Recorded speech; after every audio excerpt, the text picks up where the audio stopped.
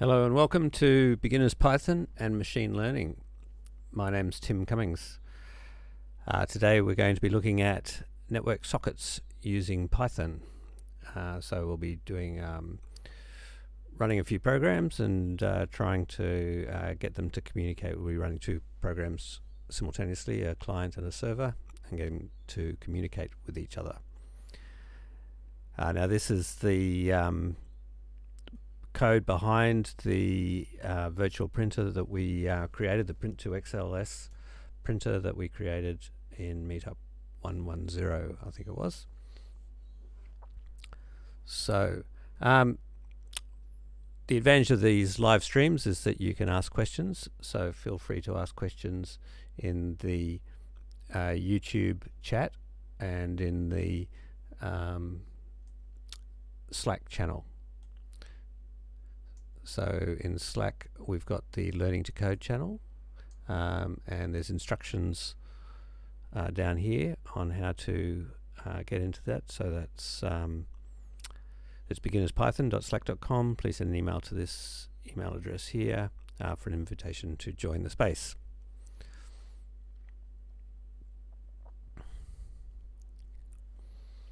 Alright, now today we're going to be doing a little bit of stuff from the command line. You can do it from the command line, or you can also do it in an IDE. I'll probably use Visual Studio Code tonight so that I can, but I'll just be using the command line part of Visual Studio Code mostly, but that should just make it easier to see the code and run the command line at the same time. We've got all the solutions for the session are available on GitHub.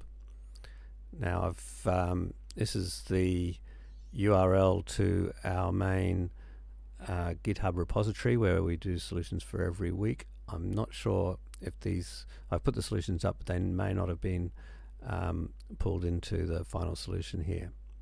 So let's have a look. If we click on this link, so this should be the same link below the YouTube site or on the Meetup site. So I'll open it in a new tab. And there it is. Yes, it's just gone in. So excellent. It's there. So you'll see this is a Python script file, and we've got a list of tasks that we're going to complete tonight. And then and below that are all the solutions. Now, if you don't like typing, you can actually run this file as well, and I'll show you how to do that. And you just have to say which solution you're looking at and whether you're looking at the client or the server, but I'll show you how to do that later. Alright, so let's start off. We'll fire up Visual Studio Code, or just go into onto the command line, and the first thing we'll do is we'll create a new folder. So let's open a folder, and I'll stick it in here with my other Visual Studio Code projects. So let's make a new folder, and I'll call it Beginners Python and Machine Learning 119.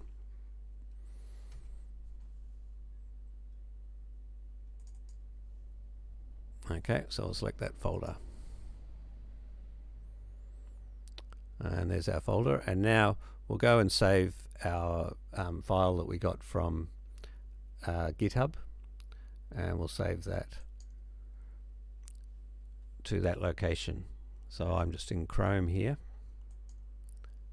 So let me know if I'm going too fast, and or if you want me to go over anything again. I think we've got plenty of time tonight, so that should be fine. So I'll go into Save Page As to save this page, and we'll put it into Visual Studio Code Projects BPML 119, and it's going to be a Python file, so I'll save that. And let's go and have a look into Visual Studio Code to see if it's there.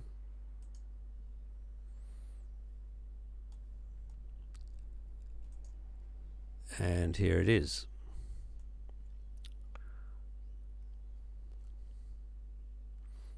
Okay, and I also got some stuff about running Python in Visual Studio Code, so I'll close that window, click on the X, and we'll see here.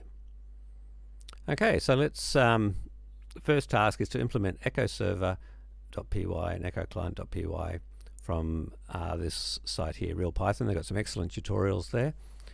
So we'll use one of their tutorials as a basis for what we're going to do tonight.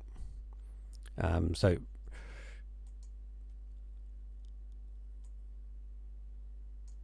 let's see, we'll go to that. So the point about this is if you don't understand anything that, on their site, that you can ask me about it.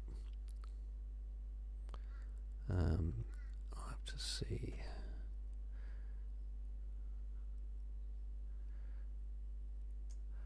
I'm just reorganizing my windows so that I can see chat on both of these at the same time.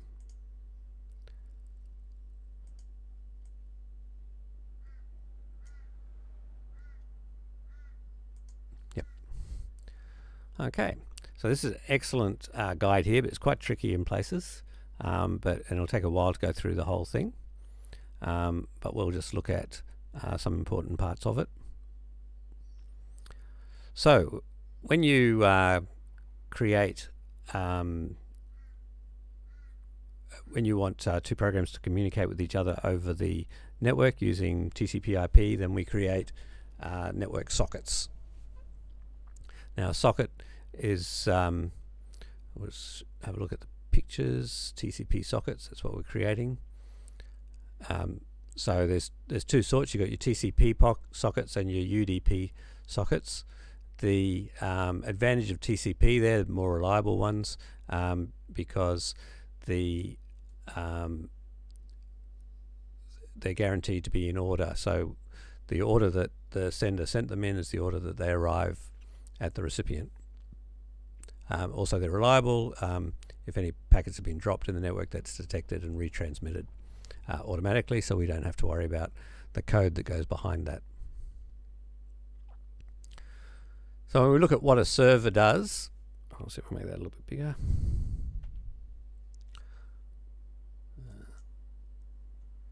There we go. That looks good. If we look at what the server does, it opens up a socket, and then our program binds that to a particular port, and then it listens to that port. So your computer has a bunch of ports. Each have got a number between 1 and 65,000 and something, and only one program can be bound to that port. So we're going to choose a port number, we'll bind to that port, and then we can listen on that port as a server. And that's what servers do. They're just waiting there to be to receive commands. I remember reading a French site once. It was all in French, and I used Google Translate to translate it. And the word that the French used for server, when Google Translate translated it, it came back as waiter. And that's really what it's doing. The server is like your waiter who waits on you and serves you up your food at a restaurant. So he's just waiting for commands of what to do. And the client is the person eating in the restaurant, and they issue commands and saying, I'd like this food, I'd like it to be delivered soon, and that sort of thing. Okay, so the server listens, is bound to a port, he listens for anything from the client, and then when a client connects to it, he accepts that connection. Now you can have several clients accepting the connection, so you just have to listen once, but then you receive several accepted connections, in which case you establish a new connection. That actually will happen on a new port that's currently unused. The client will then send some sort of instruction or send data, some request for data. The server will get that, and then it'll do what it can do. It'll send something back to the client, and it'll just loop through those as many times as you like until the client's had enough and closes the connection. The server receives that closed connection, and then it can do what it likes. It can loop back and accept more connections still waiting, or it can close.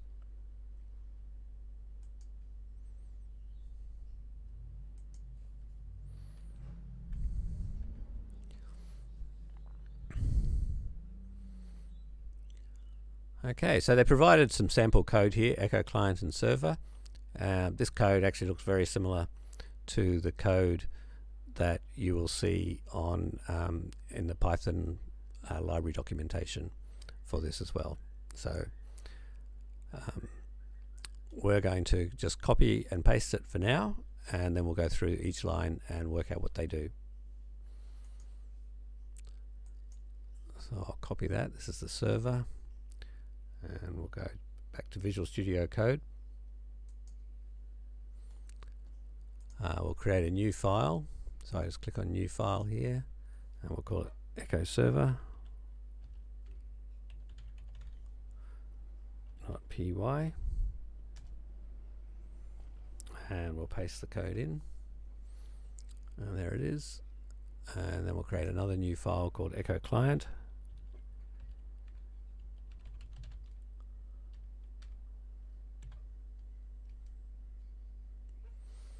And we'll grab that code.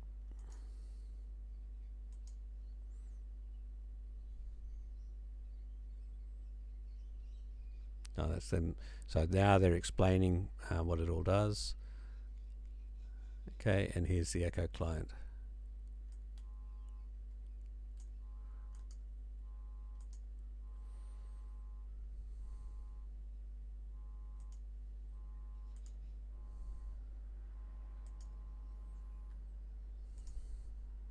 Okay.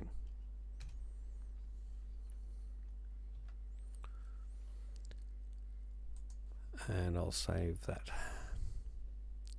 I'll put one more line feed at the end. Okay, now to run this code, I can bring up a terminal, which I can do with Control Shift backtick.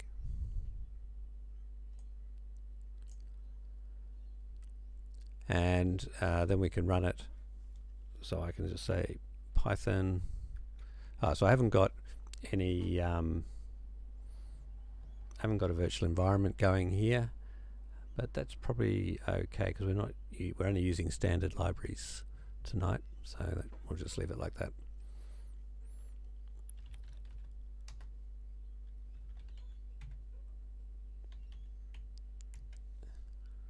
So if I run the echo server, just Python, and actually I've got to remember in Windows, the best thing is just type py, echo server.py. There we go, and now that's now running. So what we'll do now is we'll create a new window so that we can have the client running in that. So Control Shift P will bring up this I can't remember what they call it, the where we put in the commands, and we want to put in the duplicate command, and we want to choose this one, duplicate as workspace in new windows. We have the same workspace in two windows, and there's the other one. So I'll move that one over to the right, and we'll have this one on the left, and we'll close that for now. Okay. So let's try running echo client on this one. So Control Shift backtick will bring up the terminal, and I'll close this Python window, and we just use Python echo client. That's brought up a bash. I've chosen bash as my default window. So you probably have command prompt in there, or PowerShell is another option.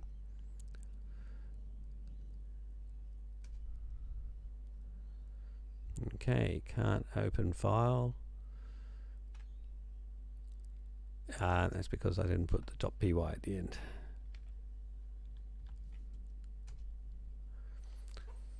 Okay, so our file here, our client, is over here on the right. It's connected to the server on the port, so we've put the same port number on both, so it knows which one to connect to. It's sent a string of bytes here with the words hello world. Our server over here has received those bytes and sent them back we've received them here, so we've printed what we've received back, and that's why we get this message here, hello world. So we know that it's worked, and then the server has ended. All right, now there's some interesting things going on in here. Before we'll do that, for people who don't want to be typing all this stuff, you can run the code here, meetup 119, that you've downloaded, and I'll show you how you do that. So if we look right at the bottom of this code, I'll make this bigger. So you can see what I've done. All the solutions I've put in, each one is a function. There's solution 4 client is a function, solution 5 server is a function. And then right at the bottom it chooses which one it's going to run, and it does that by looking at, so you pass to it a C or an S, whether it's the client or server you want to run, and a number, which is the solution that you want to run.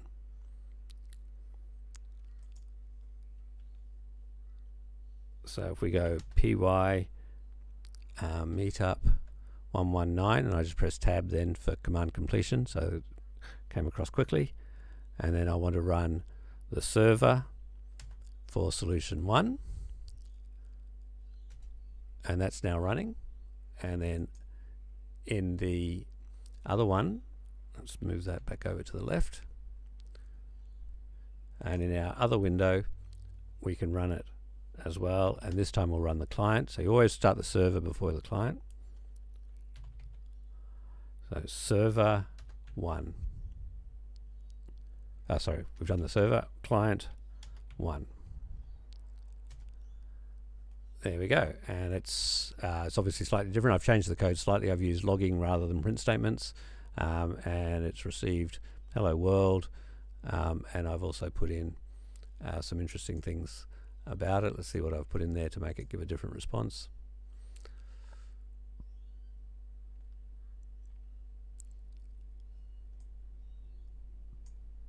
So I've returned the data that came back, and this exclamation R says give it to me in its representative form. That's like REPR, and so it's actually put the B out the front to tell me it's a byte string, not a Unicode string, and it's put quotes around it because that's how we represent byte strings. It's told me how much data has come back, so it's 12 characters, and it's converted that. If it converts it to a bool, you just see whether that comes back true or false, and it's come back true. And that's just useful when we're looking at some of the working out when the transmission is finished. Okay, so we'll go back here to Echo Server and have a look at these. Now this with command, that's a very important command, and you can use it, it's a Python keyword, and you can use it when you're opening up resources like files or network connections and other things. You can actually build things yourself that can use with, if you use the context manager library. And the advantage of it is that if you use with, then you can never forget to close a resource when you've finished with it. It's very dangerous if you leave resources open. It can stop, if you leave a file open, it can stop other people using that file. It can, if you keep opening files and leaving them open, you can run out of resource handles to all the files that you've currently got open. So try to always use the with statement with those when you're opening resources, and that way when the program jumps out of the with, then it will automatically run, in this case, s.close, so it will close the socket. And with files, it'll close the file as well automatically. It can be sometimes a bit of a challenge to use with, because you've got to have all the code that uses that socket just within the code block as part of the with. So as soon as that code block finishes, that with will automatically close.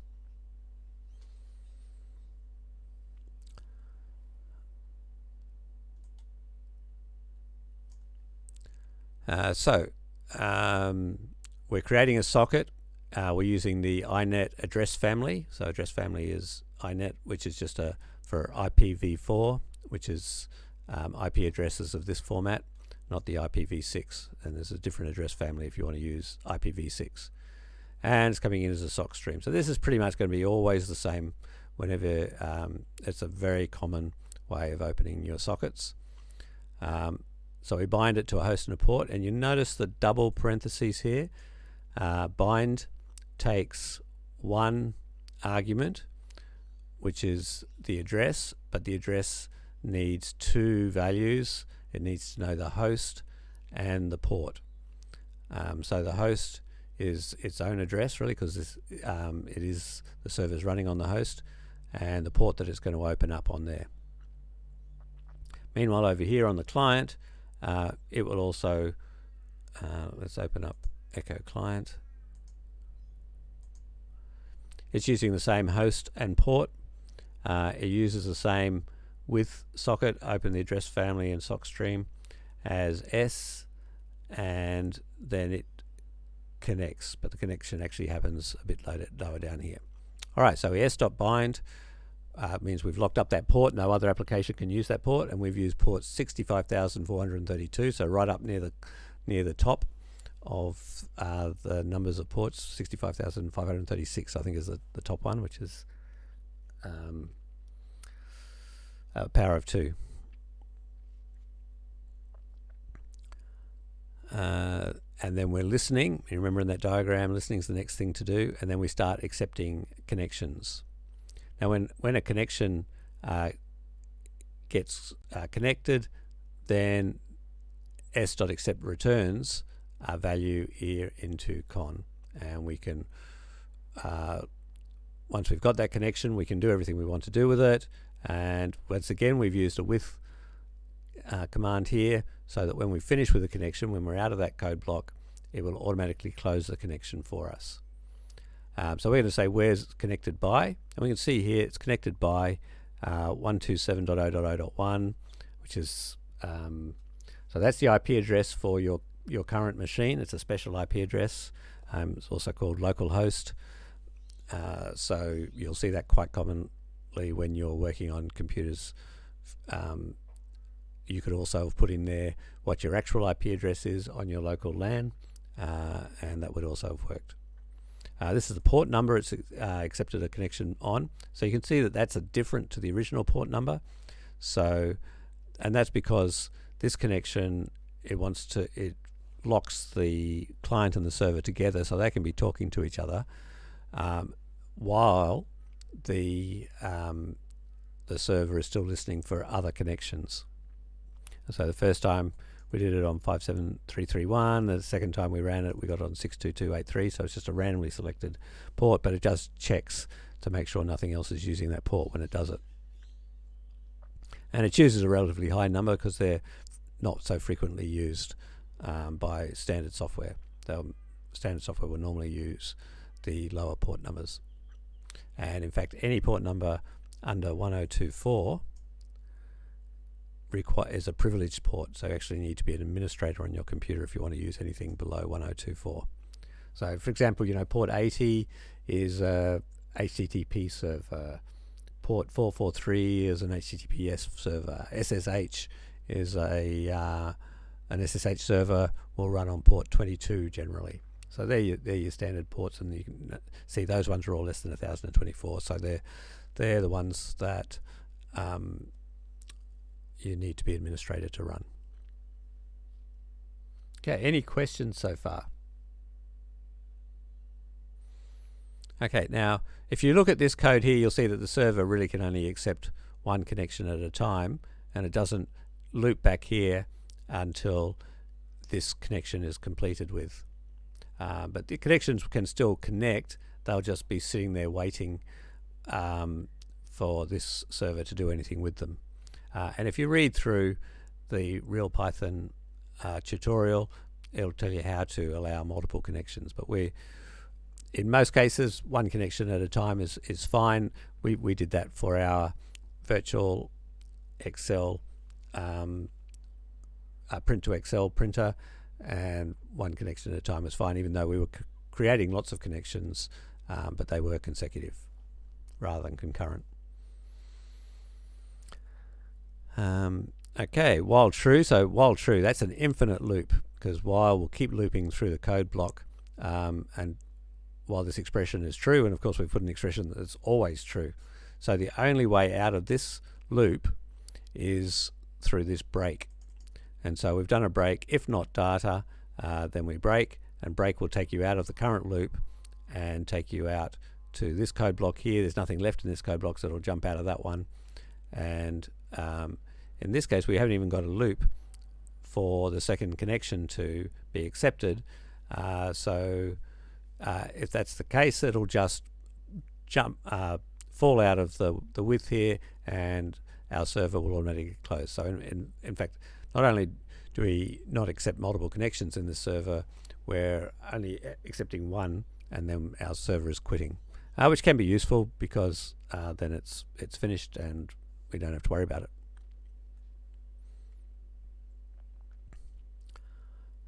All right.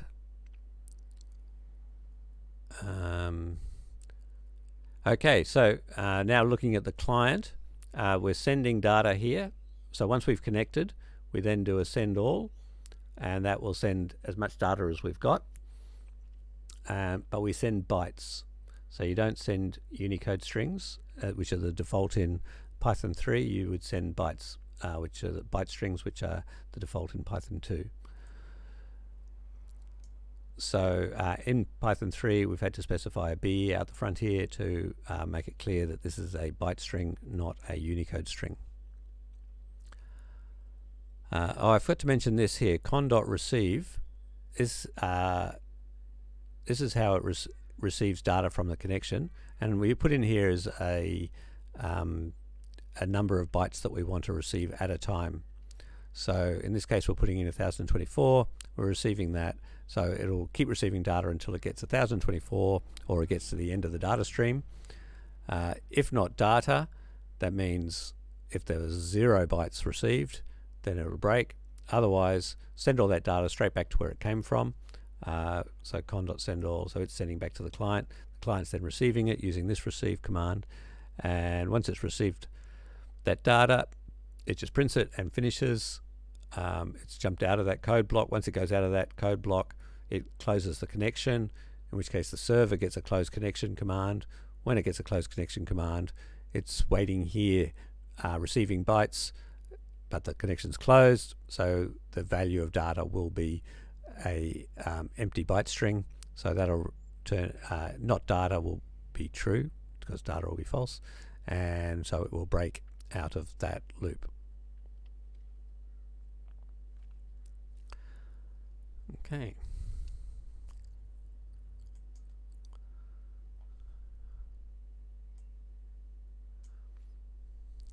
So what happens if echo client only receives 4 bytes instead? Let's close that. Instead of 1024 bytes. Okay, well, that's task 2. That's pretty simple. Let's give it a try.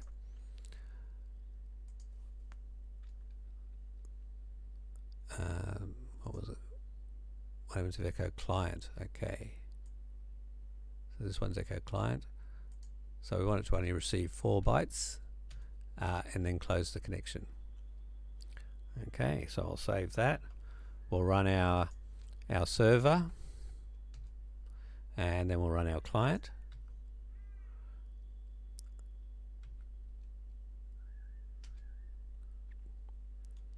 Okay, so the client just received the 4 bytes, HELL, and the server was trying to send stuff, but halfway through the send, the connection was forcibly closed by the remote host, being the client, so it didn't actually get to send everything. But we got an error message there, so if we wanted to, we could do something with that.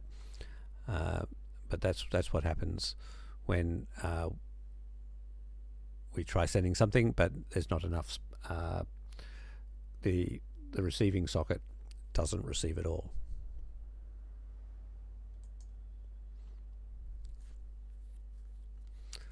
Okay, task 3. Change the message to 11 bytes. I think it's currently 12 bytes, so I'll just get rid of the comma. and ensure the client receives all the bytes 4 at a time. Okay. This is very annoying with how that window doesn't go back to where it was. So we saw in Echo Server that if we want to keep receiving data, we put a loop in like this. So let's try that. So we'll say while true, data equals s.receive. If not data, break.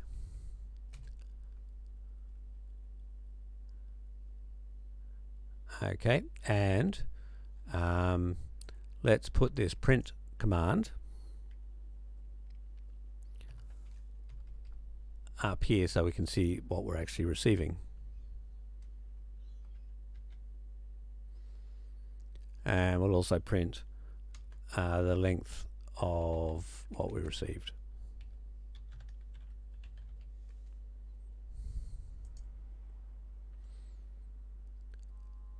Okay, change message to 11 bytes. The message, yep, so we'll get rid of that comma. And ensure client receive all bytes, 4 bytes at a time. Okay, that's done it.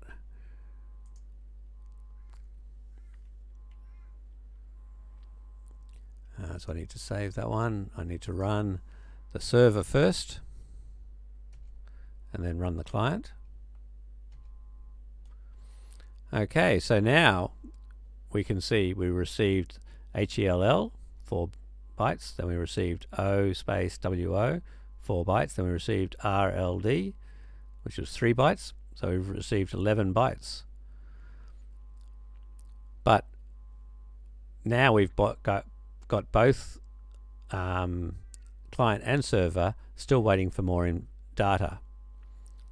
And so this is a problem with it. We can't, because we didn't know how much data was coming back, we don't know when, the client doesn't know when to stop. If the client doesn't stop, it's up to the client to release that connection, so the server's not releasing the connection either, and so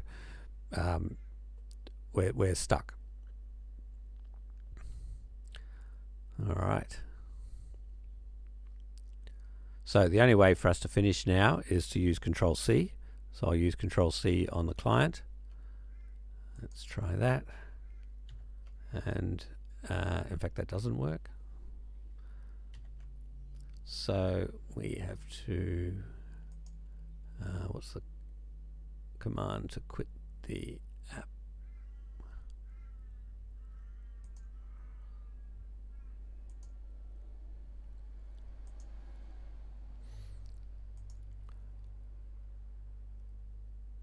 Kill the active terminal. Okay, well, I'll do that. That seemed a bit overkill. You see, by killing that, it's stopped the server. Oh, maybe I should be running it this way. I can run them from here. That's running the client, and it says no connection because the server wasn't running. Yep, let's try running it from here as well. So I'll run that one from there, and then I can run this one.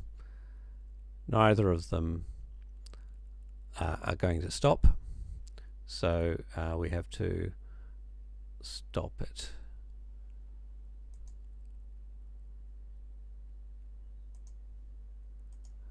Normally Control-C works for me, but not in Visual Studio Code. So we'll just kill it. All right.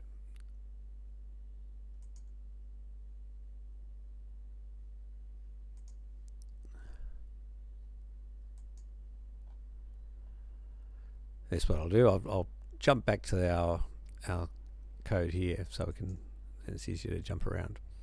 Okay, so you can see what's happened.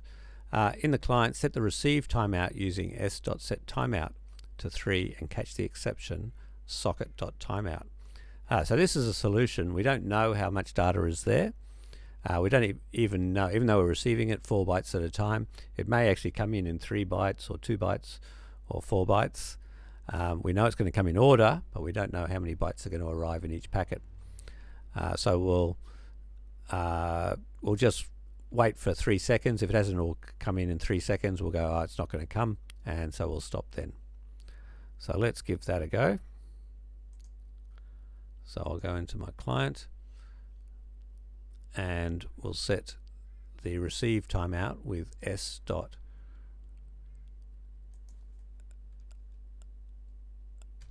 set timeout.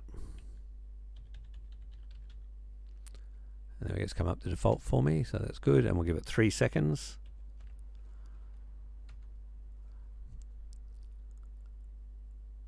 And that's going to cause an error in this bit of code here. So let's put that in a try so that we can catch it.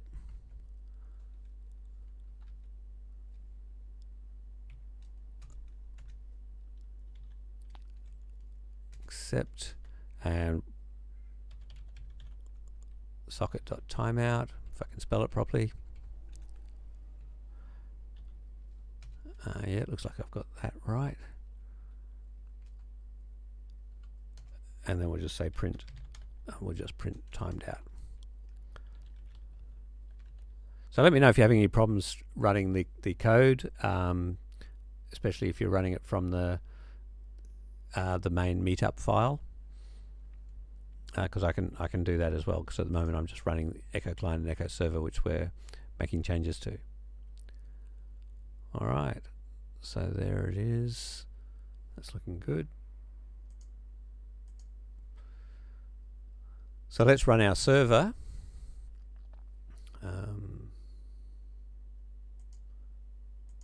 Was there anything else? No, that's all. Oh, it's task 5. We changed the server to 3 bytes at a time. Okay.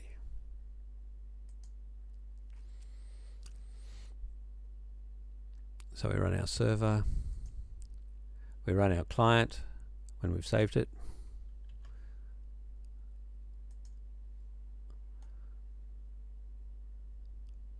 And there we go. After 3 seconds, it timed out. Oh, it's timed out. Print timed out, and that's when I want to break. So I didn't do that properly. In fact, what I'll do, I'll just say let data equals none. And then here, that will do the break for us. So it'll break in either way. That one's finished, so I better run it again.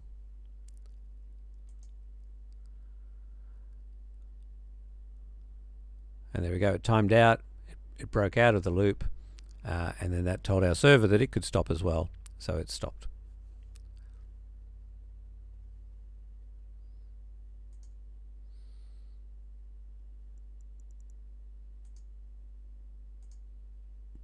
Okay, task 5, change the server to receive data 3 bytes at a time. Okay, so I can minimize that. So you can see it's coming in here at 1024.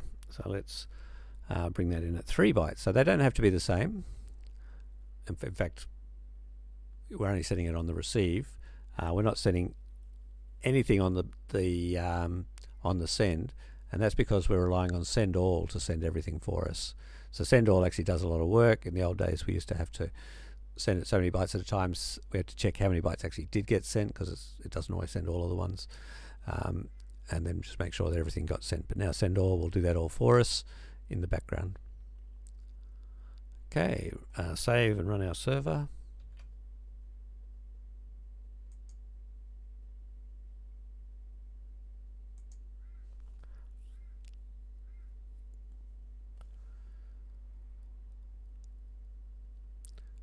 And that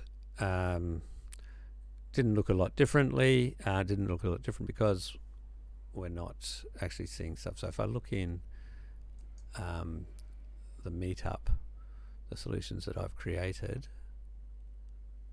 we might use them, because I think I'm printing more information here on the server side. So let's run the meetup one.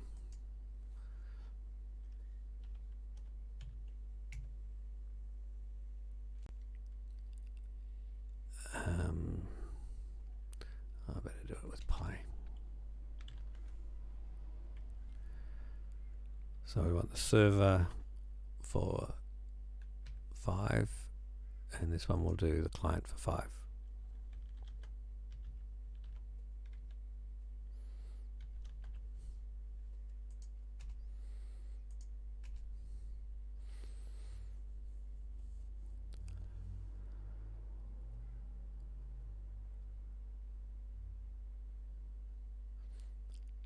Right, so the client, even though the client is receiving 4 bytes at a time, it was only getting 3 bytes. Yeah, and you see sometimes we've got 3, sometimes we've got 4, and that's just the way networking works. You don't know how big the packets are going to be. So we were receiving 4, but we got 3. And we got 3, 3, then 4, then 1. Now on the server side, when it was receiving data from the client, it got 3, 3, 3, 2. And then 0.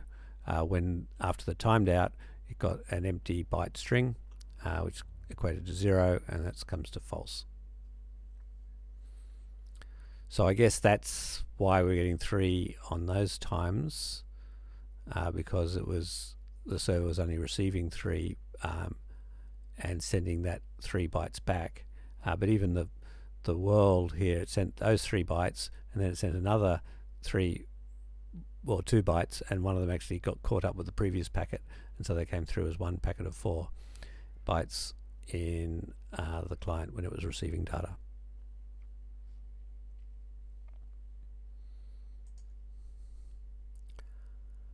Okay, so we've done task 5.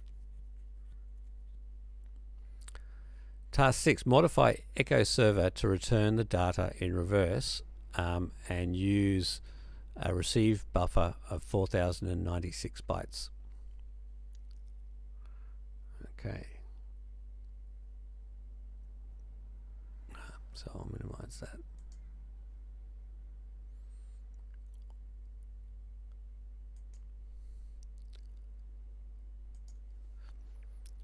So to reverse a string, we can use a fancy bit of string slicing. We can use colon, colon, -1. So that says all the bytes from the beginning to the end, but stepping through in negative order. So in fact, that'll go from the end to the beginning in -1 at a time. So that'll send it through backwards.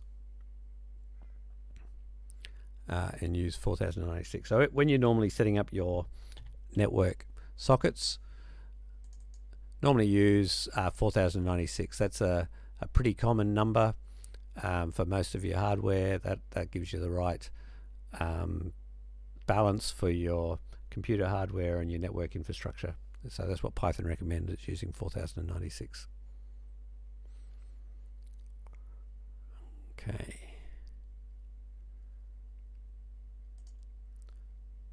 So we'll run our server and we'll run our client, and we can see the data's come through backwards, and we had a timeout at the end.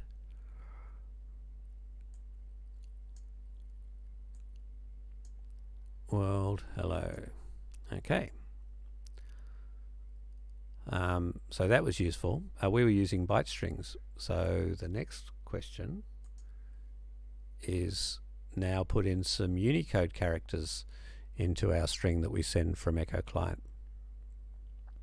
So the advantage of returning that data in reverse is that we know for sure now that the server was part of the loop, and that we just didn't have a fault in our code in the client that just took our original string and just printed it out.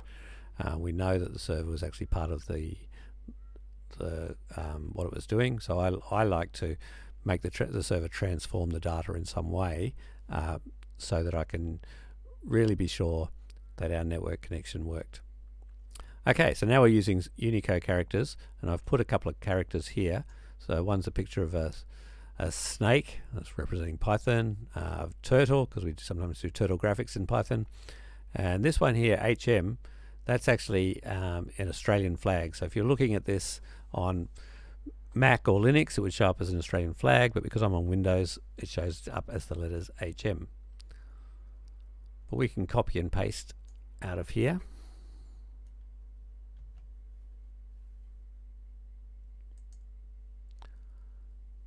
and we'll put that into our string that we're sending. So yep, Visual Studio is also not showing the Australian flag. It must be a Windows thing. Okay, and we're going to also have a look at the data as converted to a string. So if we've got a bytes, oh, it is, okay, so that's a Unicode string there, so I can't put those in and have B out the front, but I can decode that string, encode it into bytes. I always get them around the wrong way.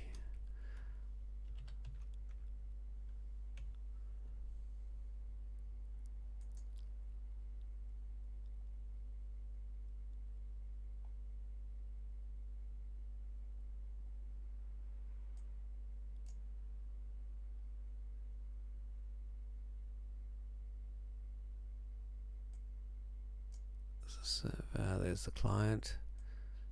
So I've got a string, a Unicode, and I need to encode that. Yep, that's what I've done here.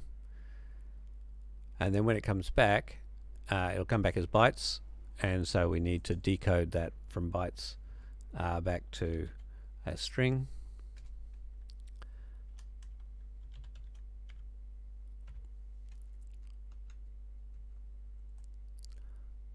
All right, and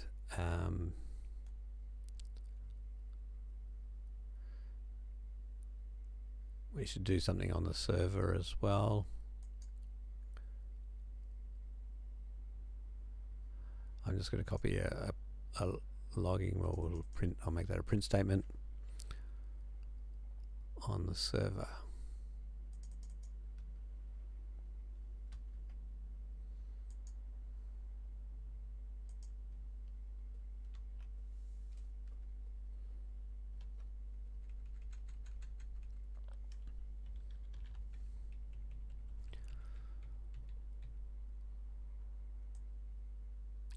So you can see what I've done here. I've put in a print statement that prints the data in its representative form. I've decoded it to a Unicode string out of bytes, also with a representative form and the length of the data, so that we can see what's going on. We've got 4096 bytes. Yep. So let's try running those. So I'll save it. I can see from the dot here that I need to save it. So Control S to save, Control S, saved, and run. And this one needs to be saved as well. Control S, so it's now saved. And I'll try running that. Okay, so let's have a look at what happened here. We got some sort of problem. So we received DLRO. That looks good. But then we tried the next time through the loop. We got into these Unicode bytes, and there were a few bytes there. We can see that's what got sent. So this is all the data that got sent here. So there's hello, there's the snake, there's the turtle, and there's the Australian flag. So you can see the snake and the turtle are both 4-byte Unicode characters rather than just 1-byte Unicode characters for all these ASCII characters. And the Australian flag is actually 2 by 4 bytes, so there's 8 bytes there. So we were trying to, when we received it back, we were trying to decode it back to a Unicode string, but we didn't even have all the bytes for the Unicode character, so it didn't work. So what can we do? We can, the easy thing is just to increase that buffer, but wherever the buffer happens, it's going to, there could be a split. So what we should really be doing is creating a buffer, our own buffer, that collects all the data. So and we'll just make it an empty byte string to start with. We get some data that comes in rather than receiving it here. Let's take that out and put that at the end.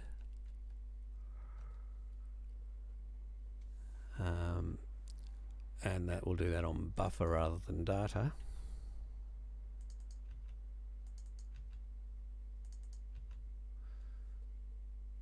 And then every time we receive some data, we'll just add it to buffer.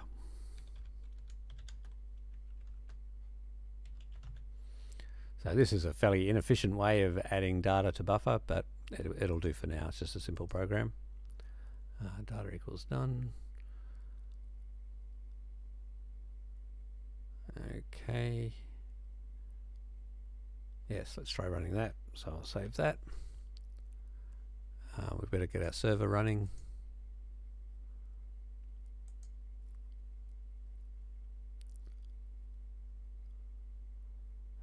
So that timed out.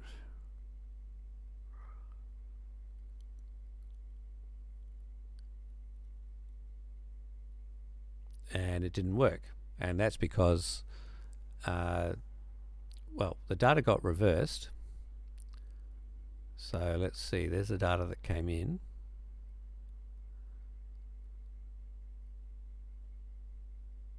And the bytes got reversed. So in this case, we've reversed the bytes, but in Unicode, when you reverse the bytes of a character, they may not make another Unicode character. So what we really want to do is convert it to a string before we reverse it. So let's decode our data.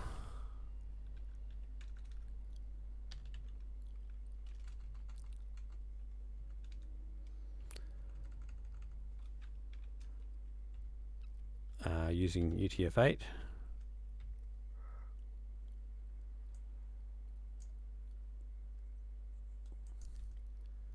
Then we reverse it, and then we encode it back into bytes once it's been reversed. So that way we reverse the characters, but not the bytes within the character.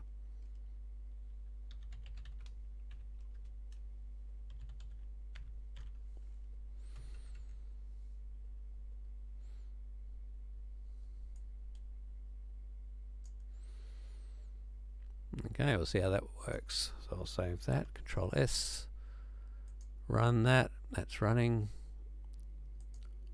Run this, received that.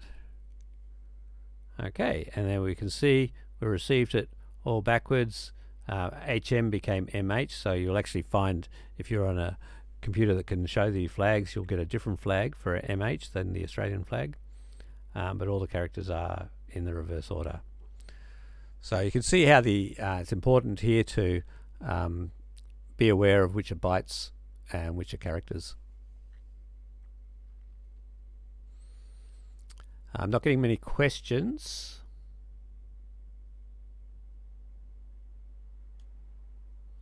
So I'm assuming you're all understanding this. I think this is actually quite fun. And it can be quite useful, as you can see, as we did in our virtual printer, which I think is actually a really fun project that we did in Meetup 110. Okay. Task 8. So we're on to the last task here. Modify echo server to become a print server, so it doesn't echo, it only prints, and receives multiple consecutive, not concurrent connections. Finishes when the connection says shut down. Okay. All right. So that's what we needed to do for our print server. So that's why that's what we're having to do to try to bring it up to what we did in Meetup 110, where we didn't actually write the code, we just ran the code.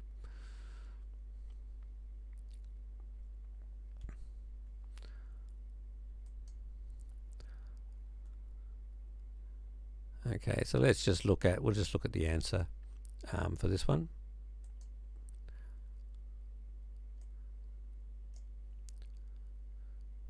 So we've created the buffer. for receiving the bytes, and this is to make sure that even if when we're receiving on our network buffer of 4096 bytes, that if a Unicode character happened to span that we reassemble it before we try to use that data. And we keep waiting until we're just making sure that we never get the word shut down as a connection. Now that is going to come as a single connection, so there will be the full buffer will be that word as a byte string shutdown. Okay, now we're accepting, and this time you can see our accepting is happening within a loop, and it's while my buffer is not equal to shutdown. And so that means we can receive multiple consecutive connections. They're still not going to be concurrent, but they will be consecutive. So they can be one after the other, but not happening at the same time. So with that connection, we connect. We start off with an empty buffer.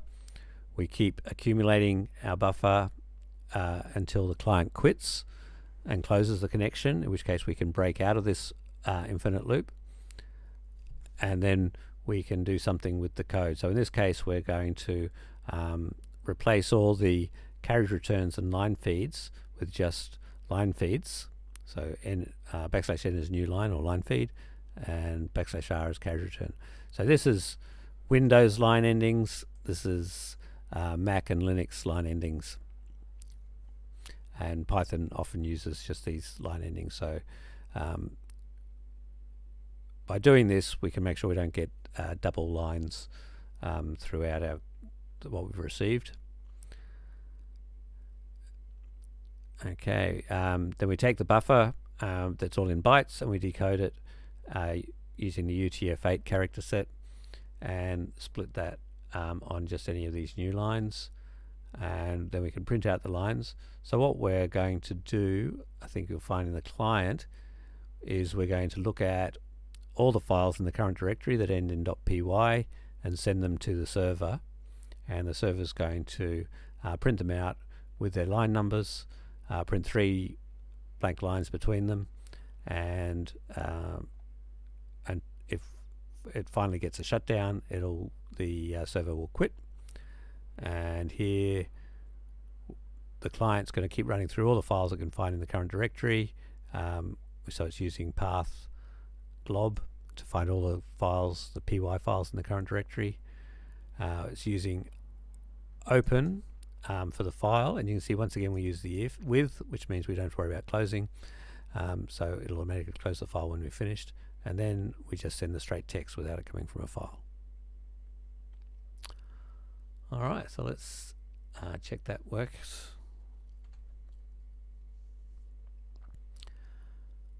So in this case, I want to run meetup. So if you're on Mac or Linux and you want to run these without putting Python in the front of them, so on Mac or Linux you have to do Python 3, meetup 119, Tim sockets. If you want to do it without putting that in the front, then you have to make this an executable file. But I went through that in the meetup on running from the command line, so I won't go any more into that unless you've got any questions.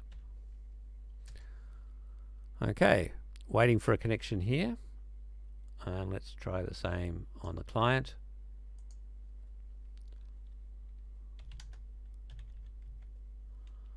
So client 8. Okay, so the client will have a look at what it did over here on the right.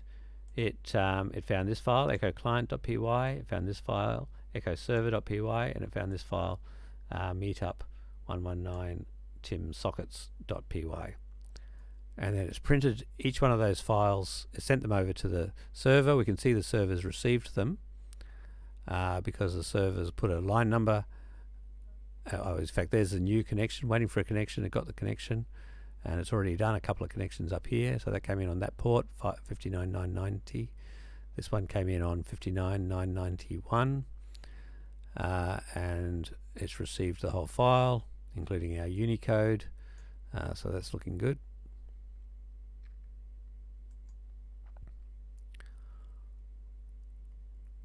and then 3 blank lines, and then it's receive shutdown, which is printed as 0, and then the server's shut down.